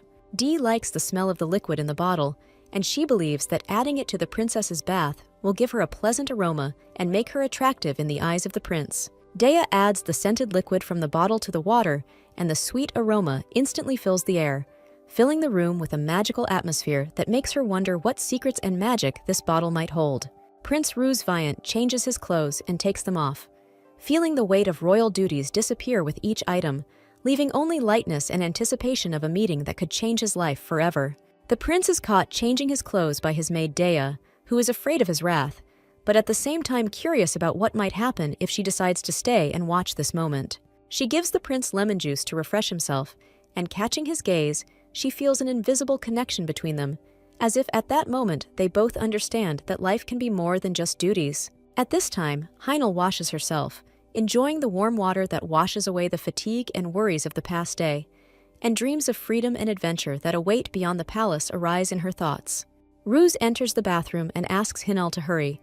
His voice is urgent, but also has a slight hint of impatience, because he can't wait for the moment when they are alone together and have the baby. Hinel is embarrassed by the prince's words, her cheeks flush, and she turns away, trying to hide her embarrassment. But deep down, she is pleased to know that he so longs to spend time with her. She remembered how the prince stood up for her in front of her parents. Although he denies that he does everything for the sake of the crown, he begins to have feelings for her. Hinel thinks about the prince and slowly sinks into the water, feeling how warm waves envelop her, carrying away worries and doubts, and in her head, more and more images of their joint adventures that await them arise. Hinel sinks into the water more and more slowly, angry at herself and thinking about the prince, because she can't understand why his words affect her so much, and why she can't just concentrate. Hinel understands that the prince is having a hard time because of her, and he takes the blame for her misdeeds upon himself, although she knows that this is not fair, because it is she who should be responsible for her actions. This realization only intensifies her internal torment. Hinel's thoughts revolve around the kiss with the prince, and how gentle and caring he was with her, making her heart flutter with the memory of that moment when their lips met, and she felt his warmth envelop her. Hinel believes that perhaps Prince Ruse is sincere in his desires, and it is difficult for her to hide her growing embarrassment when she realizes that his attention and care awaken feelings in her that she has long tried not to think about. The curtains slowly move aside, the naked princess covers herself with her hands, and thinks that Dea has arrived, whom she asks to give her a towel. But it is not Dea who has arrived. The princess is awaited by Ruse, who is shocked by her naked body, and because of this drops the lemon juice he brought for the princess on the floor. Ruse grabs the girl's hand, his firm yet gentle touch causing her to instantly feel excited, and she feels his warmth penetrate her heart, making her think that maybe there is something more between them.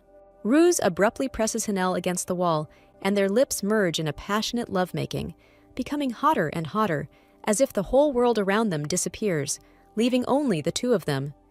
The princess interrupts the prince's heated caresses, pulling away for a moment to look into his eyes, and make sure that they both understand that what is happening between them is not a dream and that their feelings are not just a passing infatuation. She is terrified and screams for the prince to stop, who freezes, not understanding what he did wrong, his heart clenching with fear, and he realizes that in his desire for closeness, he may have crossed a line that she was not ready to cross. Ruse remembers something terrible, looking at the princess, whom he pounced on like a hungry beast. He is embarrassed and tries to understand what he did wrong. Memories of violence in the war also flash before him.